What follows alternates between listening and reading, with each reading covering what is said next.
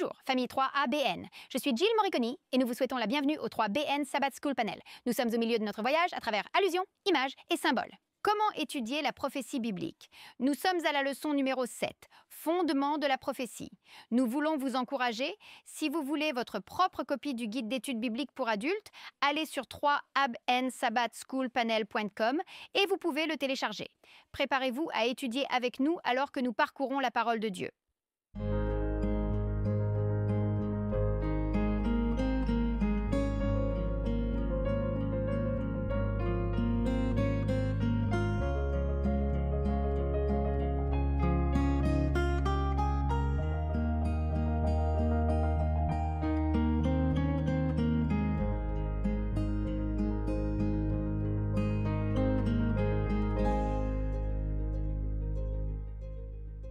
Bonjour, famille 3ABN. Je suis Jill Morriconi. Nous vous accueillons au panel de l'école du sabbat 3ABN alors que nous étudions la parole de Dieu.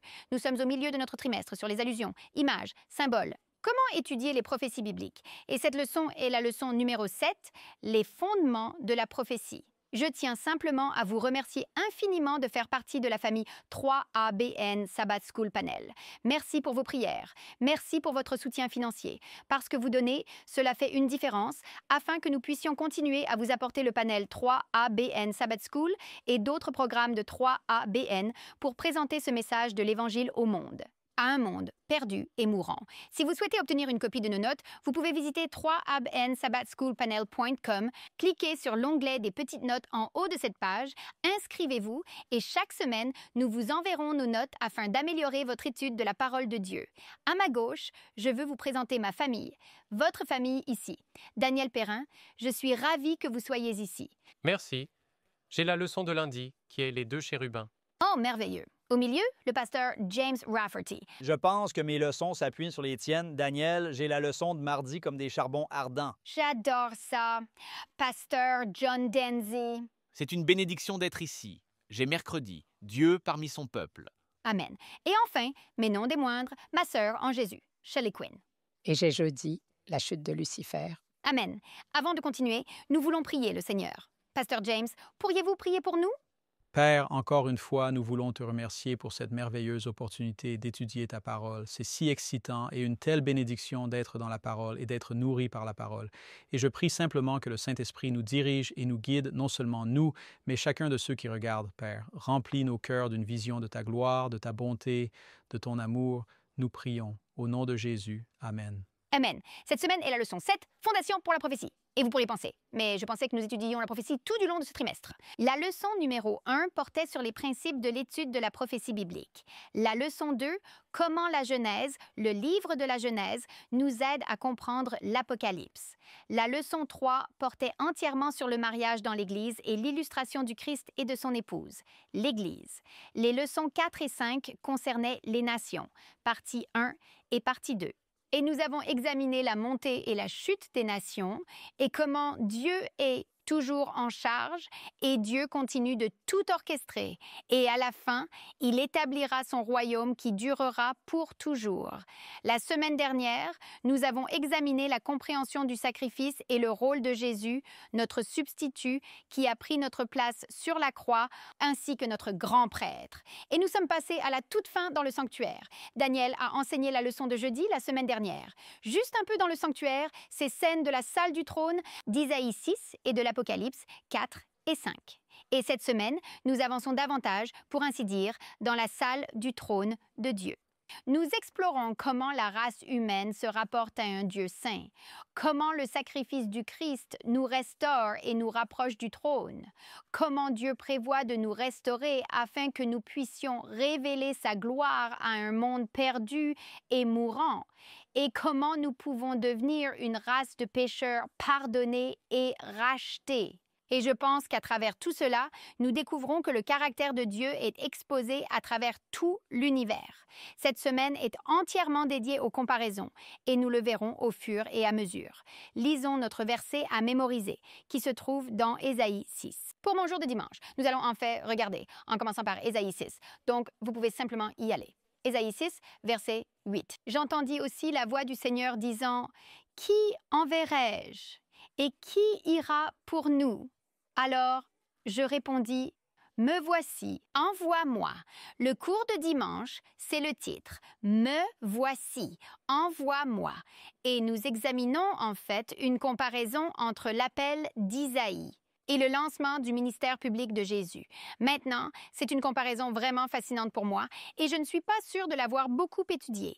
Donc, je suis enthousiaste à l'idée de l'étudier ensemble, cette comparaison entre l'appel d'Isaïe et le lancement du ministère public de Jésus. Maintenant, Daniel, si vous avez vu la semaine dernière, a fait un excellent travail en parlant d'Isaïe 6.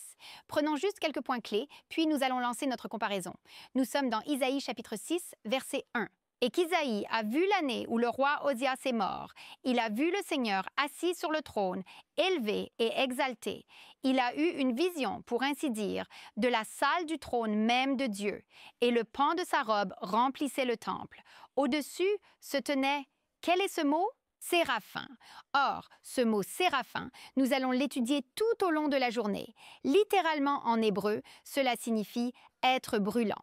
Les brûlants, gardez cela à l'esprit. Les séraphins, combien d'ailes avaient-ils? Altuéleusie. Avec deux, ils couvraient leur visage. Avec deux, ils couvraient leurs pieds. Avec deux, ils volaient. Et l'un criait à l'autre en disant « Saint, Saint, Saint est le Seigneur des armées, toute la terre est pleine de sa gloire. » Alors ces êtres, les séraphins, les brûlants avec 6 ailes entourant le trône, cela me rappelle un peu Apocalypse, chapitre 4. Nous avons les 4 créatures vivantes avec les 6 ailes, là, dans la salle du trône. Et je sais qu'en avançant, nous aurons plus de comparaisons de ces scènes de salle du trône. Mais que se passe-t-il? Isaïe voit Dieu tel qu'il est vraiment, élevé, majestueux, saint, parfait, omnipotent, tout-puissant. Et par contraste, il se vit lui-même. Ou dans Ésaïe 6, verset 5, que dit-il? Malheur à moi, je suis perdu. Je suis un homme aux lèvres impures et j'habite au milieu d'un peuple aux lèvres impures, car mes yeux ont vu le roi, le Seigneur des armées. Vous êtes-vous déjà vraiment vu? Je veux dire, littéralement, avez-vous déjà vu, wow, les profondeurs de la dépravation dans votre propre cœur? Je ne peux pas vous dire que je l'ai vu autant que je le devrais probablement, mais je peux vous dire que les fois où j'ai vu même un aperçu dans la saleté de mon cœur, l'orgueil qui y réside, ou l'arrogance, la jalousie envers les autres, le manque de pardon, ou l'amertume. Quand Dieu me montre qui je suis en contraste avec sa sainteté, c'est une révélation du caractère de Dieu en contraste avec nous. C'est ce qu'Ésaïe a vu à ce moment-là. La sainteté, la beauté, la perfection de Dieu. En contraste, il a reconnu sa péché. À ce moment-là, il se repentit. Vous avez parlé de l'expérience de conversion. Confessez ce péché. Et ensuite, verset 6, un des séraphins, être brûlant, vola vers moi, tenant dans sa main un charbon ardent qu'il avait pris avec des pinces de l'autel. Il toucha ma bouche et dit, « Cela a touché tes lèvres, ton iniquité est enlevée et ton péché est purifié. » Et seulement alors, Isaïe était prêt à être envoyé. Quand Dieu a dit au verset 8, « J'ai entendu la voix du Seigneur disant, « Qui enverrai-je et qui ira pour nous ?» Alors Isaïe était prêt à répondre à l'appel. Alors il pouvait dire, « Me voici, envoie-moi. » Vous voyez, il n'était pas prêt quand il pensait l'être.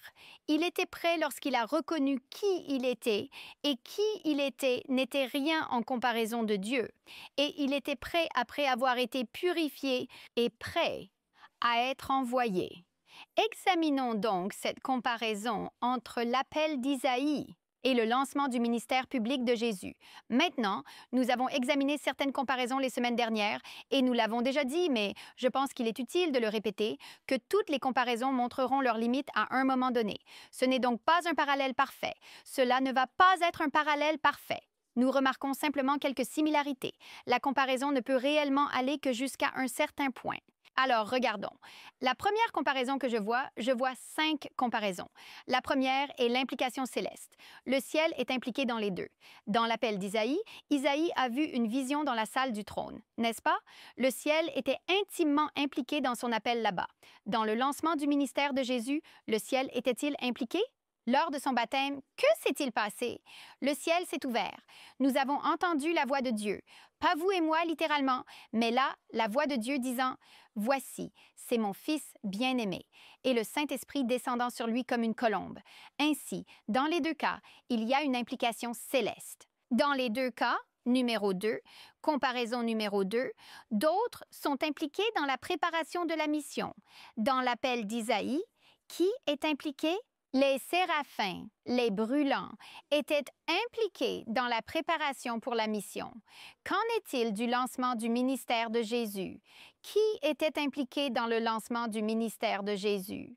Jean-Baptiste. Maintenant, lorsque nous pensons à Jean-Baptiste, nous allons au chapitre 5 de Jean. Jean chapitre 5, c'est bien sûr Jésus qui parle aux Juifs, ceux qui étaient un peu contre lui, et il parle du témoignage quadruple de lui-même. Nous n'entrerons pas dans tout cela. Mais la partie intéressante concerne Jean, car Jean le Baptiste était l'un des témoins de Jésus en tant que Messie. Nous sommes dans Jean 5, verset 33. Vous avez envoyé à Jean et il a rendu témoignage à la vérité. Pourtant, je ne reçois pas de témoignage d'un homme, mais je dis ces choses afin que vous puissiez être sauvés. Verset 35. Il était le. Quel est ce mot? Lampe claire et brillante, et vous avez consenti pour un temps à vous réjouir dans sa lumière. Et ensuite, cela continue. Jean-Baptiste comme la lampe ardente et brillante. Maintenant, la comparaison est fascinante entre les séraphins, les ardents qui étaient impliqués dans la préparation de la mission d'Isaïe, et Jean-Baptiste, la lampe ardente et brillante qui est impliquée dans la préparation du lancement de la mission de Jésus.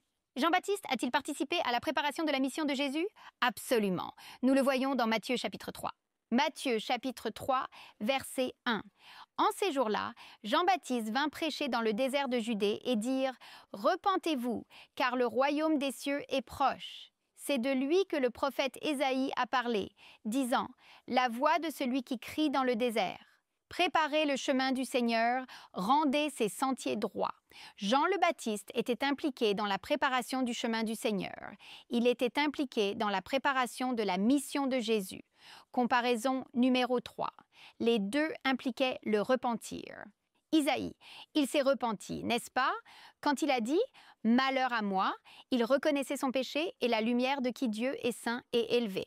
Maintenant, Jésus n'avait pas besoin de se repentir, car nous savons que Jésus était un pécheur, mais le lancement sans péché. Merci. Merci.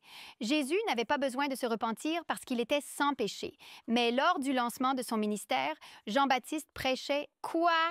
Le repentance. L'appel au repentir a précédé, pour ainsi dire, le lancement du ministère de Jésus. Comparaison numéro 4, tous les deux impliquaient la purification.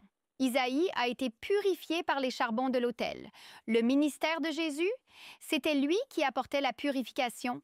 C'est un renversement. C'est lui qui apportait la purification.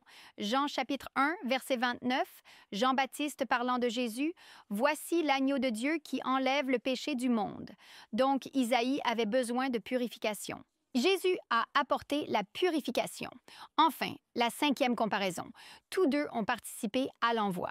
Après qu'Isaïe était prêt, qu'a-t-il dit? « Me voici, envoie-moi, utilise-moi, je veux être utilisé par toi, Dieu. » Jésus, immédiatement après son baptême, se lance d'abord dans le désert, ses 40 jours de tentation avec Satan, puis immédiatement dans la prédication, le ministère d'enseignement, de la guérison.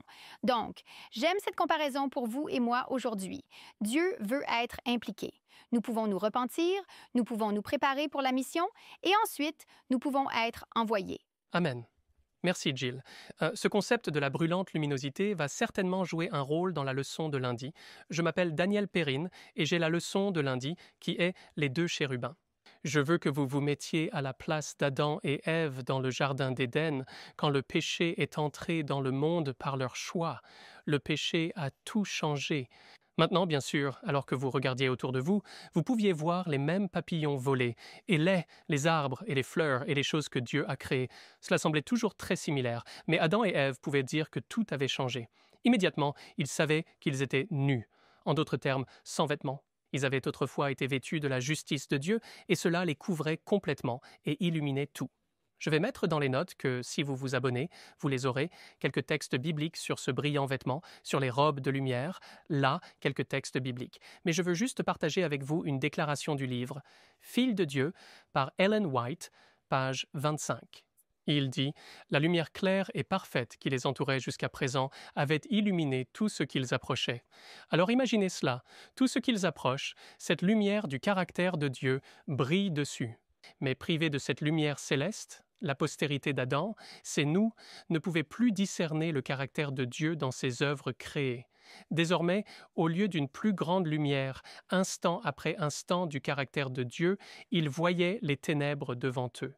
Même dans la création de Dieu, par rapport à ce qu'ils avaient connu auparavant. Et donc ils commencent à arracher les feuilles des tiges et des troncs et essaient de cacher ce qu'ils savaient avoir changé. La droiture avait disparu. Ils sont donc toujours dans le jardin d'Éden, mais les choses avaient changé. Un fossé s'était creusé entre eux, et sentant l'absence de la présence de Dieu, la présence directrice de Dieu, guidant même leurs paroles, ils ont commencé à être sur la défensive et accusateurs. Nous voyons cela dans la Genèse chapitre 3, même l'un envers l'autre, car tout avait changé. Mais ils avaient un rendez-vous avec Dieu. Nous en avons tous un. Ils savaient que Dieu les appellerait bientôt, et nous le savons aussi. Et donc, ils commencent à fuir Dieu. Pourquoi? Pourquoi fuyaient-ils Dieu? Et la réponse se trouve dans la Genèse chapitre 3, verset 10, où Adam dit « J'ai entendu ta voix dans le jardin, et j'ai eu peur, parce que j'étais nu. Alors je me suis caché. » En d'autres termes, je ne pouvais pas supporter que tu me vois comme ça, et Dieu ne leur offre pas de mots apaisants. Ils avaient peut-être espéré que Dieu était trop bon, trop aimant, trop gentil pour maintenir sa loi dans une si petite affaire. Une si petite affaire qu'un morceau de fruit, mais leur péché est mis à nu par Dieu, et le caractère de leur péché est alors pleinement révélé avec une ligne droite et directe qui mène du péché directement à la mort.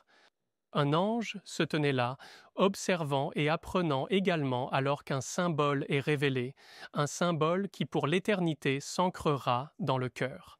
Et ce symbole est celui d'un sacrifice innocent, et nous le savons car dans Genèse 3.21, Dieu habille le couple pécheur de peaux. Ce sont les peaux d'un animal parfait. C'est la création parfaite de Dieu. Et donc les nouveaux vêtements, la peau qui couvrait un animal, couvre maintenant Adam et Ève. Ce n'est pas leur vêtement d'origine, d'accord? C'est comme une sorte de remplaçant, une sorte de substitut, où autre chose se donne jusqu'à ce que tu puisses être couvert à nouveau par la justice de Dieu. Mais cela leur déclare quelque chose, cela leur montrait quelque chose, l'amour de Dieu. Ici, le Dieu dont ils avaient peur il y a un instant et qu'ils fuyaient, Dieu dit « Il n'y a rien à craindre en moi, je n'ai pas changé, vous aviez changé ». Mais maintenant, ils comprennent quelque chose qu'ils n'auraient pas pu comprendre auparavant, ce qui est une compréhension encore plus profonde de l'amour de Dieu. Et ainsi, le même message qui a été adressé à David par le prophète par Dieu, à travers le prophète Samuel dans 2 Samuel 12-13 leur est adressé « Tu ne mourras pas ». Ils pourraient y réfléchir et penser que tout est fini maintenant, mais Dieu les escorte ensuite hors du jardin d'Éden. Vous ne pouvez pas entrer ici.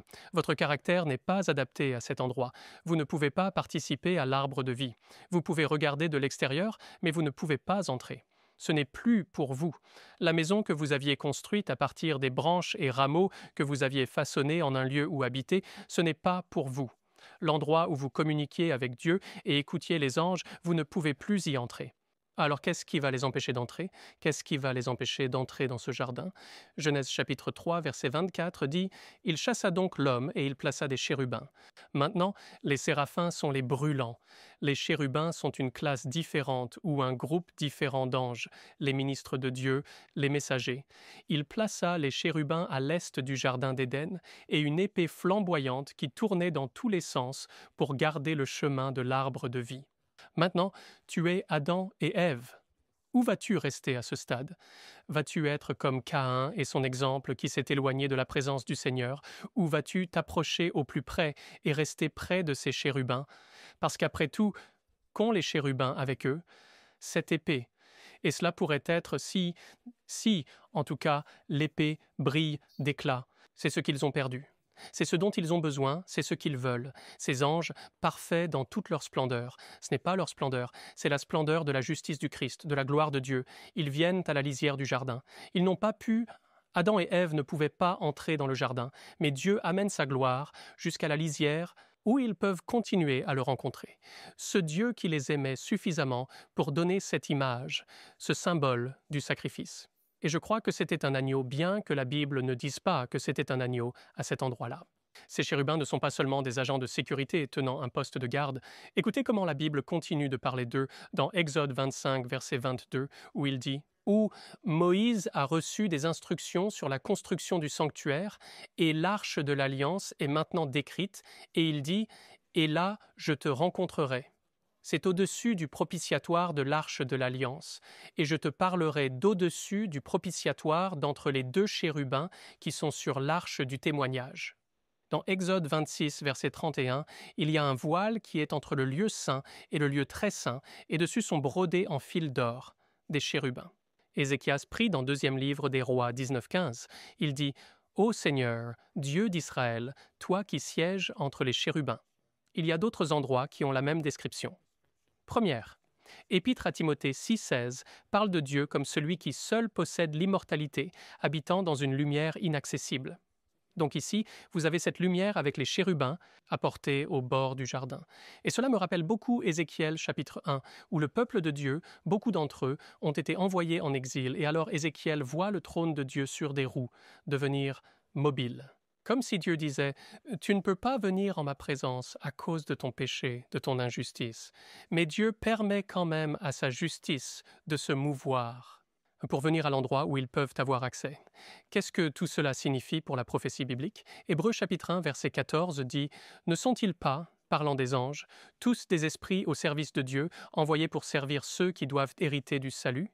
Les anges ont un ministère. » Ils ne sont pas seulement des guerriers et des gardiens, bien qu'ils soient ces choses, mais les anges, à la porte du jardin d'Éden, sont placés là pour servir Adam et Ève, et quiconque est prêt et désireux de rester aussi proche que possible de la présence de Dieu et de sa lumière et de son amour. Ces anges ont toujours leur couverture juste. Adam et Ève, ils la désirent, et donc ils viennent là. C'est là qu'ils vont. Dieu n'est pas dans l'affaire de simplement garder les gens à l'extérieur. Dieu cherche finalement à attirer les gens près de lui, des gens qui ne le méritent pas, des gens qui, par leur propre mérite, n'ont aucune dignité. Alors la lumière de la présence de Dieu procède là, et les chérubins, ce sont eux qui se tiennent là entre eux. Qu'est-ce que cela signifie pour nous aujourd'hui?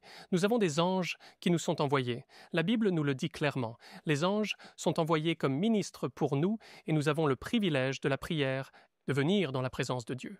Nous ne sommes pas si désespérés au point de n'avoir jamais accès à la présence de Dieu, même si nous ne le méritons pas.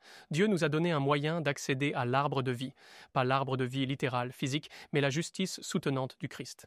Écoutez ceci dans Proverbes chapitre 11, verset 30. « Le fruit du juste est un arbre de vie, et celui qui gagne des âmes est sage. » Dieu nous offre encore l'accès à l'arbre de vie.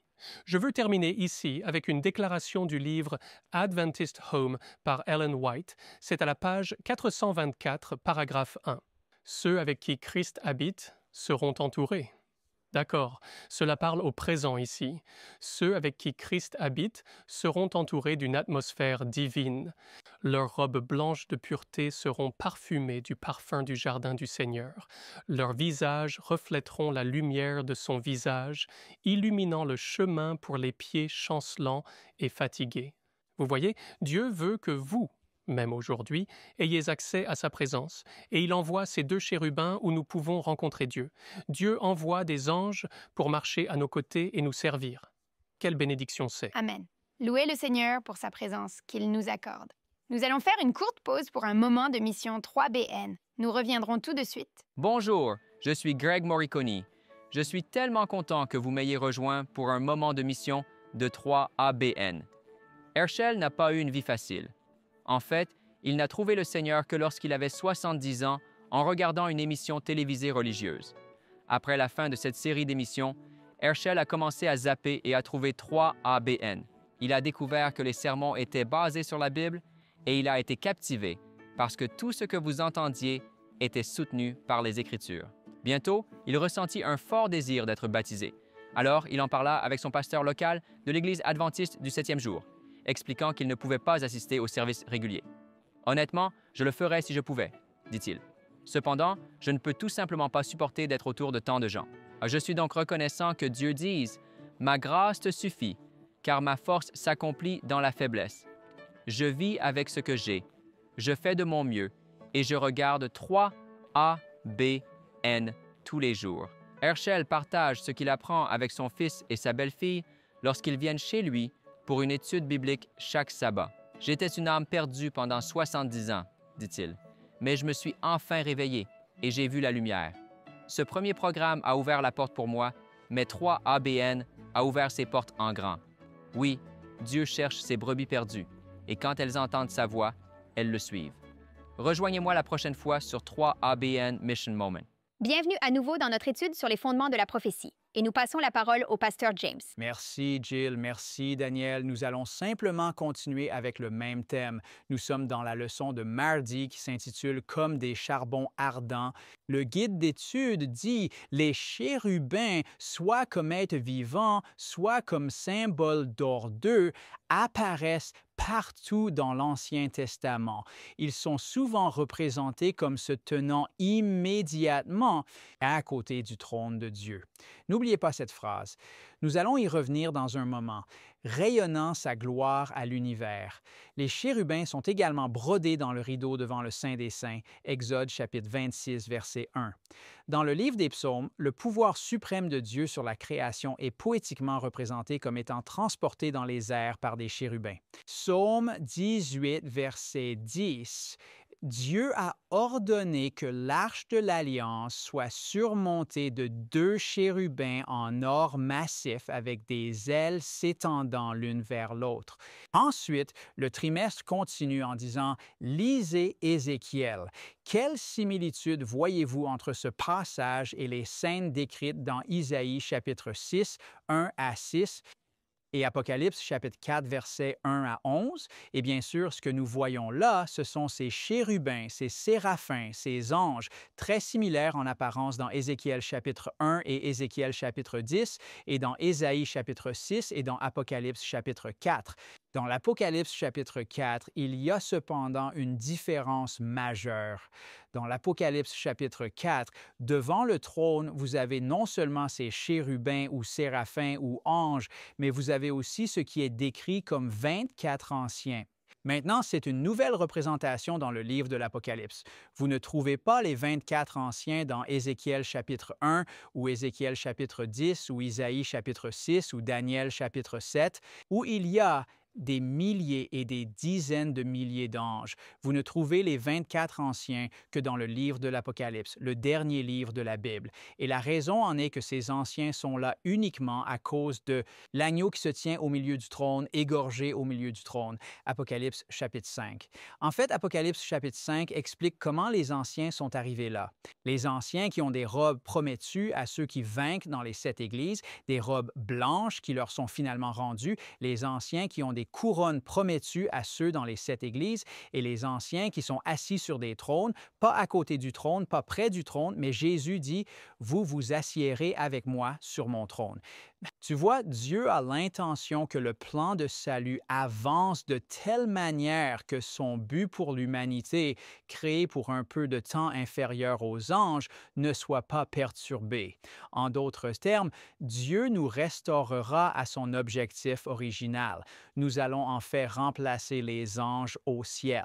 C'est ce que la Bible indique. En fait, nous voyons cela au fur et à mesure que nous avançons dans le livre de l'Apocalypse, et c'est ainsi que nous le voyons. Dans le chapitre 7 de l'Apocalypse, ou excusez-moi, dans le chapitre 5 de l'Apocalypse, l'un des anciens dit à Jean « Ne pleure pas ». Maintenant, Daniel a partagé cela lors de notre dernière réunion. C'était une belle présentation. L'Apocalypse chapitre 5 est une sorte de vue d'ensemble de tout le plan de salut. Vous savez, il n'y a aucun homme dans le ciel. Il n'y a aucun homme sur la terre. Il n'y a aucun homme sous la terre qui peut changer notre destin avec la mort. C'est le livre qui est scellé. C'est l'histoire des nations.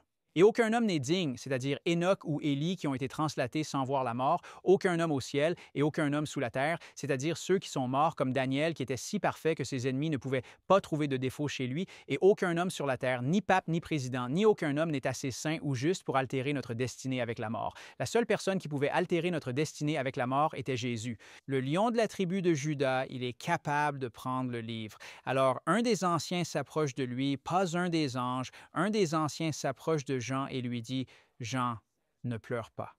Je sais que tu as beaucoup pleuré, mais ne pleure pas. C'est notre incroyable, je ne dirais même pas responsabilité, mais quel est le mot que je cherche?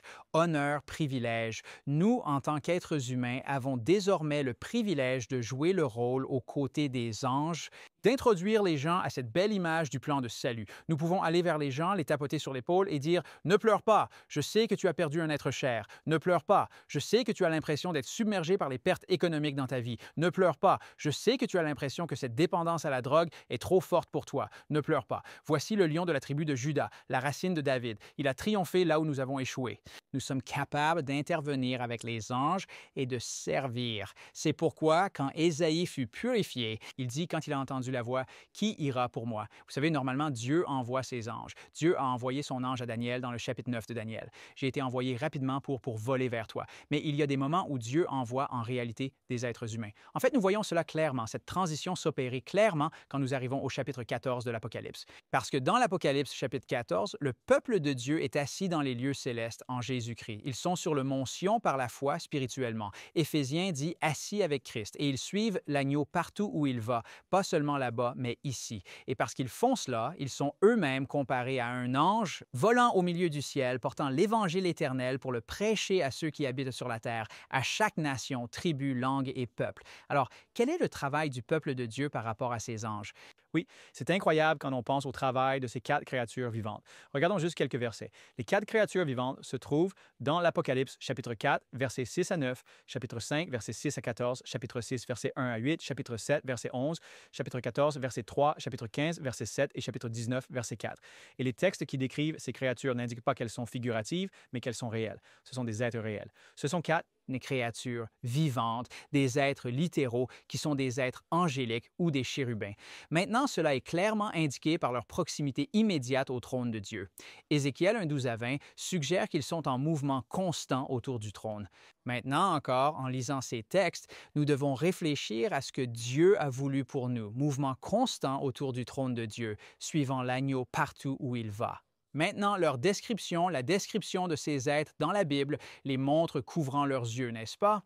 Donc, ils ont des visages. Ils ont des visages de lions, de veaux, d'aigles, d'hommes. Maintenant, c'est assez figuratif et cela suggère un ministère omniscient des anges célestes envoyés sur terre comme des humains, le visage d'un homme, Hébreux 13, verset 2, Genèse chapitre 18, pour servir comme un veau, Hébreux 1,14, Matthieu 18, 10, avec rapidité comme un aigle, Daniel 9, 21 et avec autorité royale ou céleste comme un lion, Apocalypse 5, 5 et 10, 3. Alors, le but des 4 êtres vivants.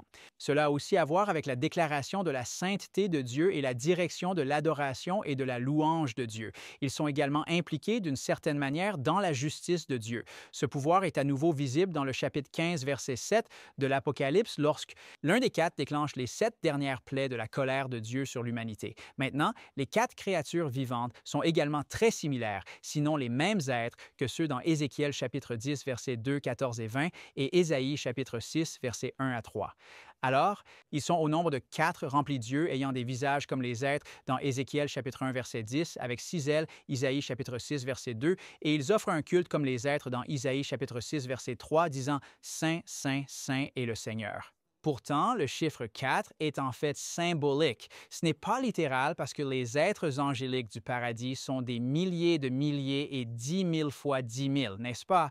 Donc, il n'y en a pas seulement 4. Il n'y a pas que Daniel et ses 3 amis. Il y a beaucoup de milliers de personnes qui servent un Dieu, des milliers de messagers, des milliers d'anges, des milliers de pasteurs. Et au fait, le mot ange en grec signifie un messager, un ange littéral, un messager, et aussi par implication un pasteur. En d'autres termes, il y a une transition en cours et Dieu veut que nous fassions cette transition maintenant.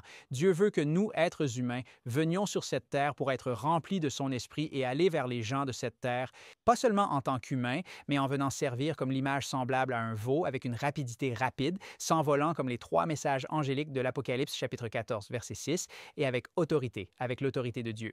Jésus nous a donné cette autorité dans la mission d'enseigner l'Évangile et de prêcher l'Évangile à travers le monde, enseigner et baptiser au nom du Père, du Fils et du Saint-Esprit. Alors, le nombre est symbolique et il représente, je crois, aux 4 directions, le nord, le sud, l'est et l'ouest du monde. En d'autres termes, de la Terre. En d'autres termes, les anges entourent cette planète avec une révélation de la sainteté de Dieu et avec un message du ciel. Et nous devons les rejoindre et connaître. Et en résumé, ces êtres sont des anges dont le but est de servir les habitants de la terre et d'initier le culte exalté.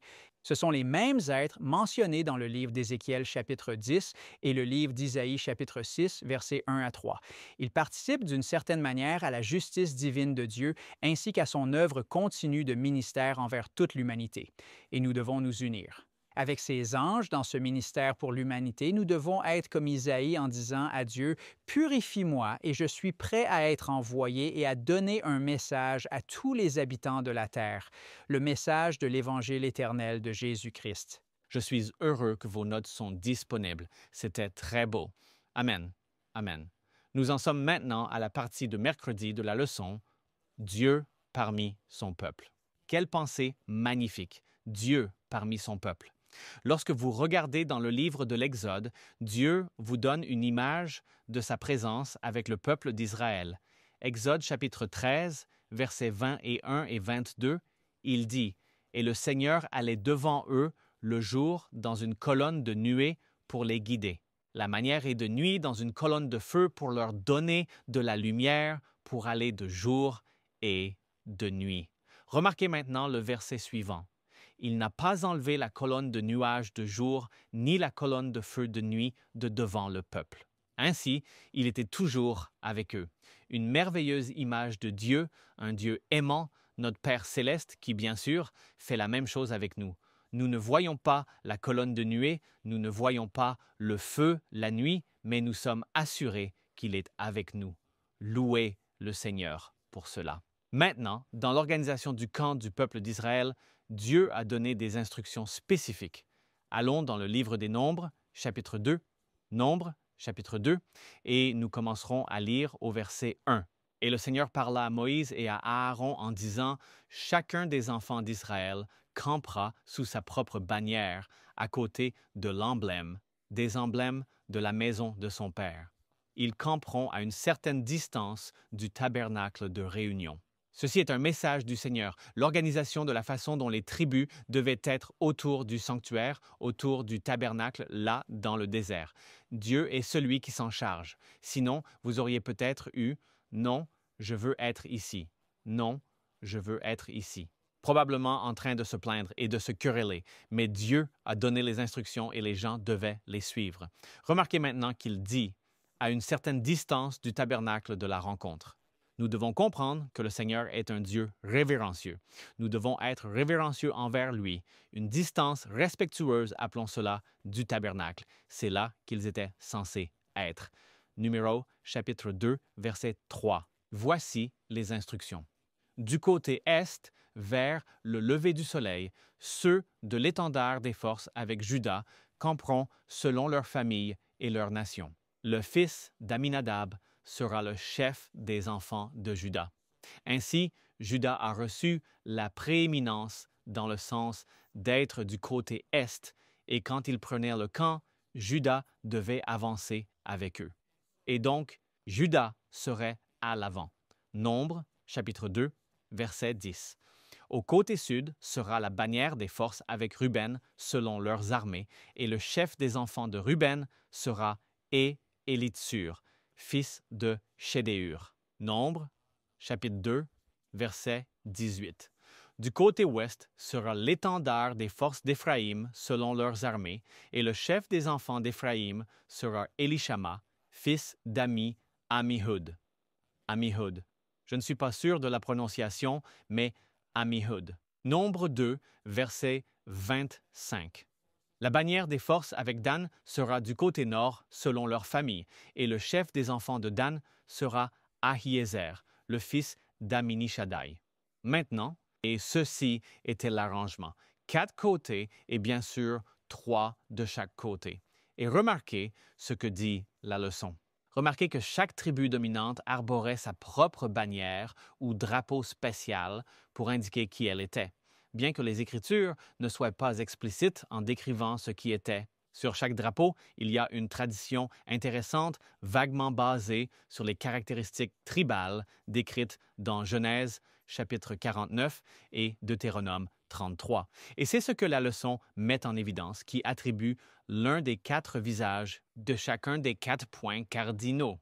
Selon la tradition rabbinique, l'étendard de Juda apportait la figure d'un lion, celle de Ruben, la ressemblance d'un homme ou d'une tête d'homme, celle d'Éphraïm, la figure d'un bœuf, et celle de Dan, la figure d'un aigle. Ainsi, les 4 êtres vivants unis avec les formes arabes décrites par Ézéchiel étaient représentés sur ces 4 étendards, et ils portaient ces étendards chaque fois qu'ils se déplaçaient. Et donc, bien sûr, la leçon souligne, et c'est très important. Vous ne pouvez pas accorder trop d'importance à la tradition, mais il est tout de même intéressant de comparer cette ancienne tradition avec la description biblique de la Nouvelle Jérusalem. Et c'est ce que nous allons faire maintenant dans l'Apocalypse, chapitre 20 et 1. Et donc, nous allons examiner le schéma qui émerge sur les portes représentant les 3 tribus sur les 4 côtés de la ville. Apocalypse, chapitre 20 et 1. Allons-y. Versets 12 et 13. Et donc, verset 12, elle avait aussi une grande et un haut mur avec 12 portes et 12 anges aux portes. Les noms écrits sur elle, qui sont les noms des 12 tribus des enfants d'Israël, 3 portes à l'est, 3 portes au nord, 3 portes au sud, 3 portes à l'ouest. Donc, très intéressant lorsque vous comparez cela, la façon dont ils étaient campés et la manière des portes dans la Nouvelle Jérusalem. Très intéressant de considérer cela. Maintenant, encore une fois, de la leçon, la description à la fois du camp d'Israël et de la Nouvelle Jérusalem souligne un fait crucial. Dieu entend rapprocher l'humanité de son trône. Le livre de l'Apocalypse nous enseigne que le Seigneur, Dieu Tout-Puissant et l'agneau sont son temple. Quand vous regardez le tabernacle du désert, la façon dont ils étaient arrangés, ils étaient tous disposés en direction du tabernacle. Le tabernacle était au centre. Ils avaient tous un accès égal à celui-ci. Pratiquement la même distance à parcourir, ce n'était pas « voici un tabernacle » et ensuite vous avez toutes les tribus. Ils étaient autour. Très intéressant. Et Dieu veut que nous soyons proches de lui. Nous allons dans un instant aller à l'Apocalypse chapitre 21, mais je veux vous lire Psaume 140. 140, versets 12 et 13. Je sais que le Seigneur soutiendra la cause des opprimés et la justice pour les pauvres. Sûrement, les justes rendront grâce à ton nom. Les honnêtes habiteront en ta présence. Dieu veut que nous habitions en sa présence. Mais il va nous transformer, il va nous changer. Nous sommes maintenant dans ce processus pour être transformés à son image. Quand nous sommes en sa présence, il ne doit y avoir aucun péché parmi nous, aucun péché en nous. Quand vous regardez la première épître de Jean, chapitre 1, il est écrit « Celui qui dit qu'il n'a pas de péché est un menteur, et la vérité n'est pas en lui. » Nous avons tous besoin du Seigneur Jésus-Christ. Dieu a pourvu à ce que chacun de nous soit pur, soit complètement purifié de tous nos péchés, de toute notre iniquité, pour être en sa présence. Quelle bénédiction de savoir que vous n'avez pas à dépendre de vous-même, vous pouvez dépendre du Seigneur Jésus-Christ qui vous purifie de tout péché. Maintenant, il y a une autre image dans l'Apocalypse qui nous parle de Dieu étant parmi nous. Dans cela, c'est l'Apocalypse, chapitre 1. Dans l'Apocalypse, chapitre 1, versets 12 et 13, nous lisons « Puis je me suis tourné pour voir la voix qui me parlait. » Et c'est intéressant. Je me suis tourné pour voir la voix. Vous savez, normalement, vous ne vous tournez pas pour voir une voix. Vous apprenez. Vous vous tournez pour voir la personne qui vous parle, et c'est vraiment ce que cela signifie. Et après m'être tourné, j'ai vu 7 chandeliers d'or. Et, au milieu des 7 chandeliers, un semblable au Fils de l'homme, vêtu d'une robe qui descend jusqu'aux pieds et ceint au niveau de la poitrine d'une ceinture d'or. Merveilleux! C'est une image de Jésus. Il est parmi nous. Souvenez-vous que Jésus dit « Où 2 ou 3 sont réunis en mon nom. Où est-il? Là, je suis au milieu d'eux. » Dieu nous fait savoir qu'il veut que nous soyons proches de lui parce qu'il est proche de nous. Et il veut que chacun d'entre vous, tout le monde qui entend ma voix, il veut que vous fassiez partie de sa famille, partie de son royaume. Ne ratez pas l'opportunité et le privilège que le Seigneur vous offre maintenant. Vous pouvez passer de l'état d'enfant du diable à celui d'enfant de Dieu. Tout cela grâce à Jésus-Christ. Passons rapidement à l'Apocalypse chapitre 20 et 1. Remarquez ce qu'il dit ici en commençant au verset 1. Verset 1. Maintenant, je vis un nouveau ciel et une nouvelle terre, car le premier ciel et la première terre avaient disparu et il n'y avait plus de mer. Puis moi, Jean, vis la sainte cité, la nouvelle Jérusalem, descendre de Dieu, depuis le ciel, préparée comme une épouse parée pour son mari. Et j'entendis une voix forte venant du ciel dire, « Voici, le tabernacle de Dieu est avec nous, avec les hommes, et il habitera avec eux, et ils seront son peuple. Dieu lui-même sera avec eux et sera leur Dieu. » Quelle belle image de Dieu nous permettant d'être en sa présence et lui pour habiter avec nous. C'est le tabernacle, c'est sa présence, c'est son lieu. Il sera là. Il n'est pas comme « je fais juste que passer ». Il fera partie de nous. Nous ferons partie de sa famille la même et il va habiter avec nous. Et louons le Seigneur pour cela. Amen. Amen. Merci à tous. Pour une raison quelconque, ça a été une étude émotive pour moi, je pense. Pour moi, réfléchir au plan de Dieu pour notre vie. Je suis Shelley Quinn et la leçon de jeudi porte sur la chute de Lucifer. Mais nous allons examiner la chute de Lucifer par contraste avec l'exaltation des rachetés dans Ézéchiel 28, versets 11 à 17.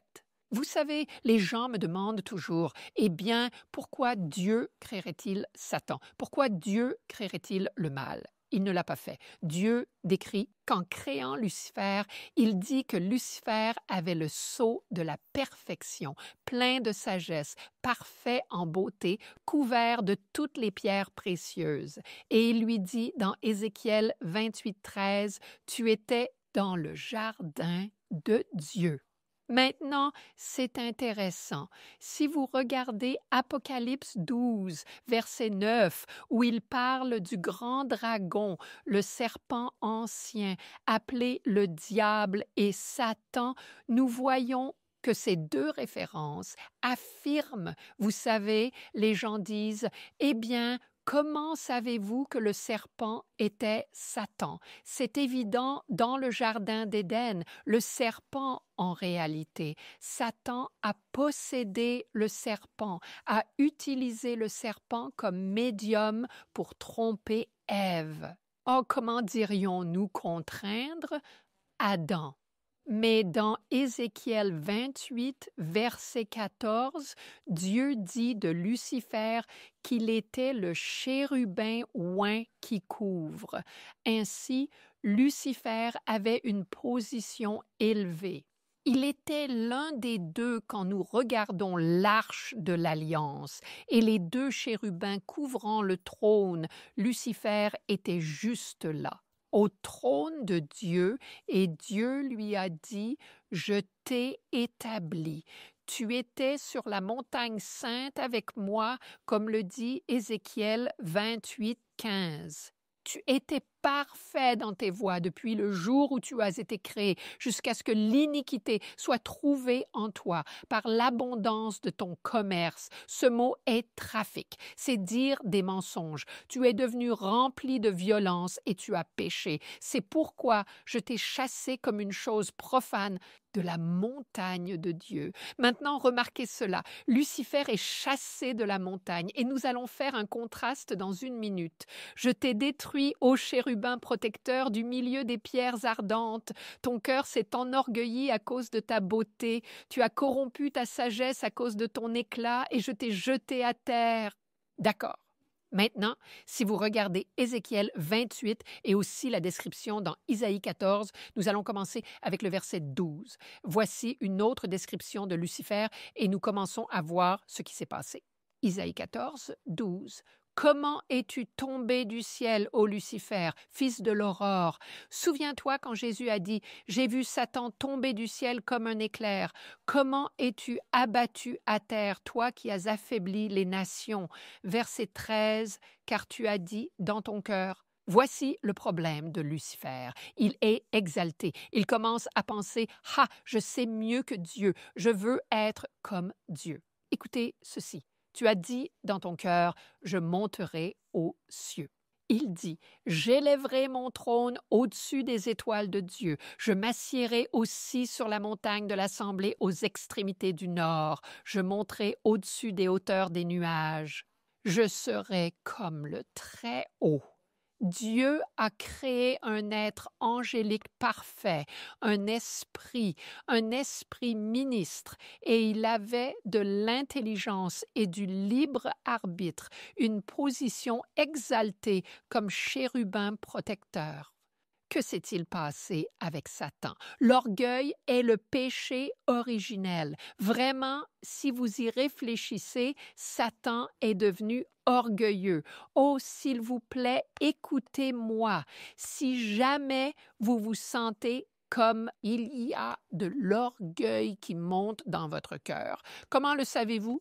Vous commencez à vous comparer à quelqu'un d'autre. Eh bien, je peux faire cela aussi bien qu'eux, ou je fais ceci mieux, ou vous êtes spécial parce que vous vivez dans un certain pays, vous êtes d'une certaine race, vous êtes certain de quoi que ce soit, même être chrétien. Tu sais, l'orgueil spirituel est une contradiction en soi. Et plus nous nous rapprochons, si nous commençons à penser ou quoi que ce soit, je vais te dire, plus tu te rapproches de Dieu, plus tu réalises comme Isaïe, « Oh, malheur à moi ». Mais Satan voulait l'adoration qui était due uniquement au Créateur et il a mené une rébellion dans le ciel. Nous voyons cela dans l'Apocalypse chapitre 12, verset 7. Il essaie d'usurper le pouvoir et l'autorité de Dieu. Il pensait qu'il en savait plus que Dieu et il ne dépendait pas humblement de Dieu. Si vous avez l'Esprit du Christ en vous, lisez Philippiens 2, 5 à 8. L'Esprit du Christ est un esprit d'humilité totale. Et l'humilité, selon la Bible, signifie être totalement dépendant de Dieu. C'est ce que la personne de Jésus-Christ a fait. Et maintenant, ici, Satan est abattu, mais en revanche, nous voyons les rachetés en Christ exaltés et debout sur la montagne sainte. Apocalypse 14. Jean voit l'agneau de Dieu debout sur le mont Sion avec 144 000. C'est un nombre symbolique. Il représente les rachetés sur la terre. Ils ont le nom de leur Père inscrit sur leur front et ils sont sans ruse. Il n'y a pas de tromperie. Ils suivent l'agneau partout où il va. J'aime cette image d'eux tournant autour du trône. Le ciel, c'est une scène céleste. Parce que nous avons des harpes. Et laissez-moi vous dire quelque chose, nous n'allons pas passer l'éternité à jouer de la harpe et à flotter sur des nuages. Nous allons descendre sur la nouvelle terre, mais les rachetés que nous voyons au ciel chantent un nouveau chant devant le trône et les créatures vivantes et les anciens. Et personne ne peut apprendre ce chant, sauf les 144 000 qui représentent les rachetés de la terre. Et la Révélation 14, 6 dit « Alors, j'ai vu un autre ange volant au milieu du ciel, ayant l'Évangile éternel, prêcher à ceux qui habitent sur la terre, à chaque nation, langue, tribu et peuple. S'il vous plaît, écoutez ce que je dis. Le message le plus important que le monde doit entendre est l'Évangile éternel du salut par la grâce et la justice par la foi.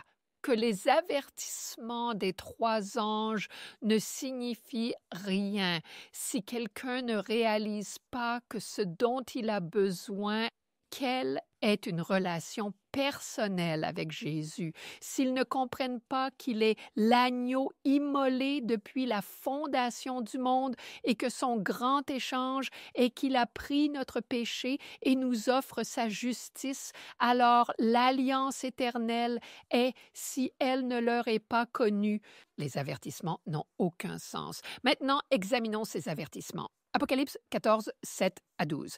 D'abord, vous voyez, l'ange vient avec l'évangile éternel pour le monde entier. Et puis, il dit, « Craignez Dieu et donnez-lui gloire, car l'heure de son jugement est venue, et adorez celui qui a fait le ciel et la terre, la mer et les sources d'eau. Les gens ne savent pas combien Dieu les aime et qu'il est leur Créateur et qu'il les rendra justes par la foi. Ils l'adorent. Pourquoi devraient-ils adorer le Créateur? Quelle différence fait le sabbat s'ils ne connaissent pas la rédemption? Et un autre ange a suivi en disant, « Babylone est tombée, tombée, cette grande ville, parce qu'elle a fait boire à toutes les nations le vin de la colère de sa fornication. » Si les gens ne comprennent pas que l'Évangile n'est pas le salut par les œuvres, alors ils ne voient pas que Babylone, qui parle de salut par les œuvres, ils ne voient pas cela comme une contrefaçon. Puis un troisième ange les suivit, disant d'une voix forte, « Si quelqu'un adore la bête et son image et reçoit sa marque sur son front ou sur sa main, lui aussi boira du vin de la colère de Dieu qui est versé à pleine force dans la coupe de son indignation. » Ce message fait juste penser aux gens, « Oh, c'est un Dieu colérique, c'est un Dieu saint qui est devenu homme et est mort pour nous. » Et il continue en disant, « Ces personnes qui reçoivent la marque seront tourmentées par le feu et le soufre en présence des saints anges, en présence de l'agneau, et la fumée de leur tourment monte, et elles n'ont aucun repos jour et nuit, ceux qui adorent la bête. » Alors, la pensée, la conclusion est le verset 12, Apocalypse 14, verset 12. « Voici la patience des saints, voici ceux qui gardent les commandements de Dieu et la foi de Jésus. » Voyez, si vous savez combien Dieu vous aime, alors l'obéissance n'est pas du légalisme, l'obéissance est de l'amour. Vous l'aimez, aimez-le, aimez-le parce qu'il vous a aimé le premier. Amen. Amen. Merci beaucoup à chacun de vous. Quelle étude incroyable. Shelley, Pasteur Johnny, Pasteur James et Daniel, merci. Fondation pour la prophétie. Quelle étude approfondie. Et je sais que mon propre cœur a été convaincu, éveillé et revitalisé. Je veux donner à chacun de vous un moment pour partager une pensée finale. D'accord. Oui, c'était une excellente étude. Je l'ai vraiment appréciée. Dans l'Apocalypse, chapitre 18, verset 1, un autre ange descend et la terre est éclairée par sa gloire. C'est la gloire de Dieu. Et nous avons été invités à participer à ce ministère angélique pour démontrer la gloire de Dieu à un monde qui a besoin de la voir. Amen, amen. Dans l'Apocalypse, il nous est dit très clairement ici que nous avons tous un destin, un rendez-vous, comme Daniel l'a dit, avec Dieu, et nous allons tous entrer dans la présence de Dieu et la présence de l'agneau. Certains d'entre nous vont entrer dans cette présence et éprouver le tourment. D'autres d'entre nous vont entrer dans cette présence et éprouver l'exaltation de Dieu chantant Saint, Saint, Saint avec tous les anges. Et amis de que nous voulons que vous fassiez partie de cette assemblée qui chante Saint, Saint, Saint, rejoignant ces milliers et dizaines de milliers d'anges. Amen, amen. Ce que Jésus a dit à ses disciples, il nous le dit, que votre cœur ne se trouble point ni ne s'effraie. Il est allé préparer une place pour vous et une place pour moi. Je vous encourage à vous assurer d'y être. Dieu humilie ceux qui s'exaltent, mais il élève ceux qui dépendent humblement de lui. Satan est tombé du ciel. Je veux dire, est tombé de la montagne de Dieu. Il a été expulsé. Nous serons sur la montagne de Dieu. Satan a été expulsé du jardin d'Éden.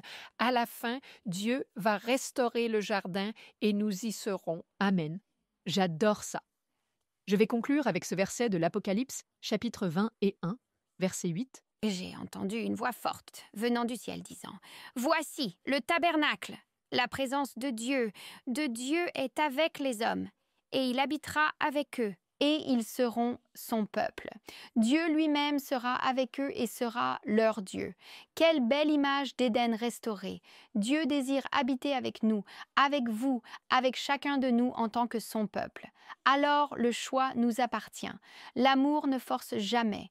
Dieu dit simplement « Me choisiras-tu aujourd'hui » Nous vous invitons à nous rejoindre la semaine prochaine alors que nous commençons une série en 2 parties dans les psaumes. La première partie est la semaine prochaine. Allons vers le Seigneur et terminons ce programme par la prière. Père Saint, nous venons devant toi au nom de Jésus, reconnaissant pour la vérité dans ta parole, ta promesse que tu seras avec nous, ta promesse que tu nous recevras et nous changeras et nous transformeras à l'image de Jésus. Nous nous soumettons à toi maintenant au nom de Jésus. Amen.